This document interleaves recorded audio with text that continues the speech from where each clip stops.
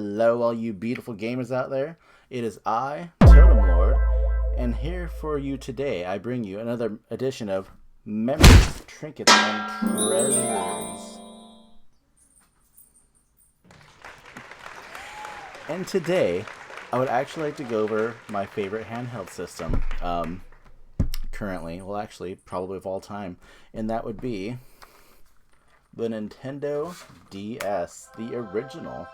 Now, admittedly, this is not my original DS because I had the red DS Lite, and I traded it away when I upgraded, and what a shame. I shouldn't have done that. But anyway, the funny thing is, the DS is not a system that I really came around to at first. In fact, when it first came out, I was a little skeptical of it. I mean, I'd always had Nintendo handhelds growing up. So, growing up, I had the Game Boy. I had the original. In fact, I have so many good memories of this thing, too. I could even do like an entire video of the Game Boy and how awesome it was. But yeah, I remember going on field trips and linking cables to play Tetris with people and other such games. Such a great system. And of course, when it came around, I had the Game Boy Color. This one's not my original either. I had the Atomic Purple. I think I had the solid one. It was so cool. I don't know why that system made purple cool for me. And of course, when it came out, I had myself a Game Boy Advance. The Game Boy Advance is something that I didn't jump onto right away either. In fact, I didn't have the original. I started off with the clamshell one, the SP. But when the DS came out, it was so strange. It was so, I don't know. It had two screens, and one of them was a touch screen, and I don't know what it was, but yeah, I did not jump on that bandwagon right away. But there was one thing that when I saw, I knew I immediately had to have, and that was when they announced Final Fantasy III was coming to the Nintendo DS as an exclusive. At least I think it was an exclusive. I don't know. News back then was so limiting because if you didn't have game magazines, you had to look online, and I didn't really have online access back then, so it was almost always gaming magazines. So, but yes, Final Fantasy III. How exciting that was to know that the one Final Fantasy that never came here was going to do it finally. So that's when I saved up money and I bought a DS Lite, and I bought the red one. And it's one of the few systems I remember like opening up and actually marveling at it. It was such a pretty handheld. Like, I mean, most people you open up like, ooh, cool. All right, let's play some games with this thing. I literally like stared at it for moments. I don't know why. Like, I still to this day remember just like how in awe I was of just how gorgeous it was. And I'm gonna stop gushing about it, but yeah, like, I don't think I've ever done that with any other system. I mean, like I've sat and looked at things like, oh yeah, this is pretty cool, like inspect it. But yeah, just to be in awe of a handheld, that was something I never really experienced. Maybe that was like foreshadowing to how much I would love the system. So anyway, right off the bat, I bought my red DS Lite, and I bought, of course, Final Fantasy III, and oh my god, what a mediocre Final Fantasy it turned out to be. But regardless of that, I freaking loved it. There was really nothing special about it, and it had the job system that 5 already did, and it did it much better. But I went through the game. I went through that really long last dungeon, and that was it. It was fine. It was. I was really happy to have it. In fact, it's still one of my most treasured DS games. Just the fact that I bought a system just to play this game. But one game is never enough. Another game I bought was Contra 4. I've always been a really big fan of Contra. I don't own every single game of them or anything or have all the merchandise, but I've always loved playing Contra. So much fun with a friend. Loved it on the Nintendo. I never played the Super Nintendo one back then either, but when I saw Contra 4, I knew it was a must-have, and this is an excellent game. Me and my buddy Eli, aka Shadowlord, you've seen him on the channel if you've been following me for a while, but me and Shadowlord, we've beaten easy and normal, and hard just kicks our butts. It's so challenging. They're not kidding when they say that hard mode is brutal, but it's so much fun. If you ever get a chance to play with a buddy, play it. That was one of my first games. Another game I initially started off with was Final Fantasy Crystal Chronicles Ring of Fates. Now, I loved Crystal Chronicles on the GameCube. I mean, anybody that's a Crystal Chronicles fan, who didn't? I mean, that is absolutely the best in the series.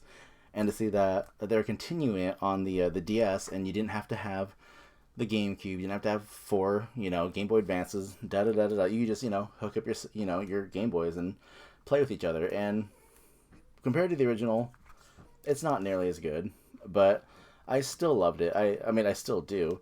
I'll still pick it up every now and then, and go through it a little bit. And the story is all right. It's actually a bit more story driven than the other Crystal Chronicles, at least from the ones I played.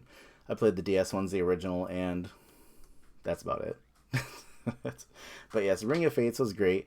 I only got to play multiplayer a few times, which makes me sad because I was so excited, and multiplayer is what made the original Crystal Chronicles. So, but that was the third game I owned, and this wasn't one that I owned initially, but when it came out, I had to have it right away because I loved the first one on the Game Boy Advance, and that is Mario and Luigi Bowser's Inside Story. And oh my god, what a freaking game this is. Just so good. I don't think it's as good as the original, but oh my god, is it a big contender for like one of the best in the series, in which it is a wonderful series, and I'm kind of sad that they might not be making anymore, because in my opinion, this series is still going strong, but this one right here, oh my god, if you have a chance to play it, please do. It is so good. It's so funny. The mini games are great. Well, great games, they can make a good memory, but the main reason why I did love my DS, not this one, the main reason why I love the DS system is because, well, as you know, it's a handheld, and it's a portable system. You can bring it anywhere, and I was going to college at the time when I owned this sucker. And I remember one time just getting out of class, and I got a text from Eli, and he said, "Hey, why don't we meet up and let's go to Pizza Hut and hang out. Do you have your DS?" And I was like, "Well, I could just stop at my house." And I mean, actually, yeah, I did have it. Duh, who am I kidding? I carried it around everywhere because I loved the thing. And we stopped at Pizza Hut. He brought his brother Ian, and we ordered pizza. And I remember thinking it was kind of weird that we did it, but like once we started, it was so funny, it was so cool. But we busted out Mario Kart right there at Pizza Hut, and the three of us started playing. And I think we stayed there for about an hour, just sitting there playing Mario Kart, hanging out, chowing down on pizza. It was so cool. In which I didn't really think anything of it at the time, but then I'm pretty sure this is a Wednesday, and next Wednesday he texts me again. He's like, "Hey, I'm in town. Why don't we hit up Pizza Hut again?" I was like, "Dude, that was so cool. Let's do it again." And I think we did that 3 or 4 times before I started inviting people. I'd, of course, ask, "Hey, do you got a DS?" And dude, you should totally come out to Pizza Hut and hang out. And like we'd get this, like we had game days at this Pizza Hut. It was so amazing. We the main game we played was Mario Kart. We'd all pitch in on some pizzas. We usually ordered about 3 or 4. We had a couple pitchers of, Pepsi going around, and just all sitting there. It was kind of a Pizza Hut takeover. It was probably one of the coolest things I've ever done as a gamer. Just to go someplace and take it over and have these these gamer nerds go in there and just take over, chow down on pizza. We were literally there for about 2 hours each week too, and this was a weekly thing. I can't remember the exact date it happened on. Maybe it was Wednesday every week. I know that starting off it was Wednesday, but I don't know when it was after that. But we didn't just play Mario Kart, because yes, Mario Kart is amazing, but you need something else to play. You need to do something else besides race and battle. So I discovered Tetris DS. And oh man, the thing that attracted me to this, because Tetris has always been amazing. There's no doubting that. Everybody loves Tetris, probably almost as much as Mario Kart. Maybe even more so. But Tetris DS supported, let's see if I can get it on the camera here. Nope, not really. Should have brought that lighting gizmo of John Man's. This sucker supports 10 players on one card, and oh my god, we actually pulled it off once. We had 10 players on Tetris DS, and it was absolute madness. Oh my god. Game days were freaking amazing. I remember sometimes we'd have 8 people and we'd be able to fill up a whole room of Mario Kart, and we'd have lots of people playing Tetris DS. And well, those games were fun. Here's a game I totally did not expect to be an amazing multiplayer. Brain Age Cubed. Brain Age Squared. Brain Age 2, whatever you want to call it. Now, this was something I picked up. I really didn't know what to think. In fact, I'm pretty sure I picked it up cheap, and I just thought it was a cool concept. Train your brain. Of course, everybody wants to, keep their brain healthy, keep it strong, keep it moving because it's a muscle. Blah blah. You've heard all that. Kind of like the reason why you went over and you picked up Wii Fit. But this had a lot of staying power. I did do this daily, but there was multiplayer on this. It was a drawing contest. Oh, what was it called? I don't know, but that's all we called it, was a drawing contest. And you could have 16 people in a drawing contest. It was absolute madness. It was so cool. But what you did is it would give you, it would told you what to draw, and you would draw it. And I think it gave you like 4 things to draw. And what happened is after you were done, it gave you a time limit. You were done, and you got to vote on, like who had the best picture. And I kind of feel bad for Eli, Shadow Lord, whatever you want to call him, my buddy Eli, because he was such an amazing artist. Or he is an amazing artist. Like he's really good at drawing. I kid you not. But like he would make these really awesome pictures. Like he would nail whatever it is that they told him to draw, and it would get the winner ended up not being his picture because it was like a picture of a guy's anatomy, something along the lines, a man's rocket ship, whatever you want, you know what I'm saying here. It got outvoted by stupid, immature crap, but Eli always drew like the most like the most amazing pictures on this Brain Age game. But not every single game day was full of amazing, was full of, everybody that came over.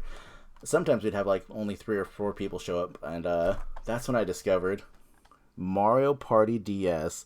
This blew my freaking mind because you could have 4 players on one card. In fact, there's not even an option to have multi-card. Like everybody has their own copy. This was straight up, one player has it and everybody plays off that card. And I don't know why, but in fact, yeah, that just blew my mind. And to me, that was a must-have for this. For times whenever, game day was not as magnificent as it usually is. But yeah, so Mario Party DS was there to pick up the slack. And of course, Mario Party lasts a good while. And you can adjust it to, I don't feel like playing it too much. We'll do like 10 turns, whatever. So, yeah. But yes, those reasons right there, because of, an exclusive that I really wanted, because of great games that I started off with, and because of, in a way, the DS was actually the birth of game day.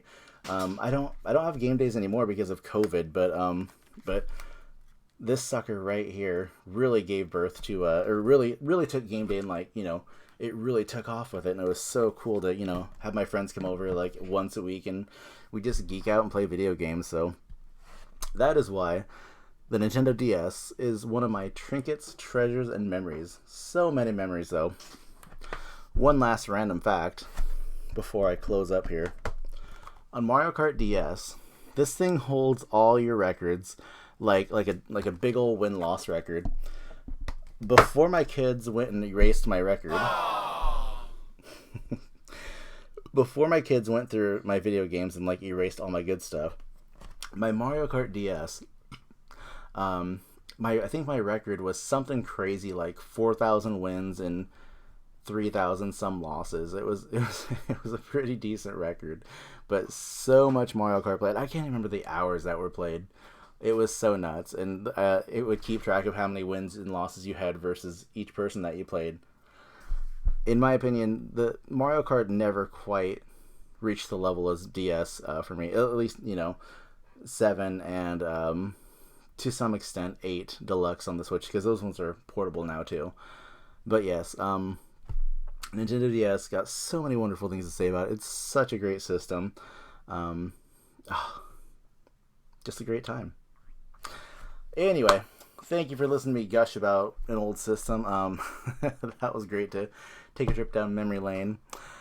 Well, thank you for checking me out. Thank you for checking. Oh my God, it's been so long since I did it. Thank you for checking me out, and I will judge you next time.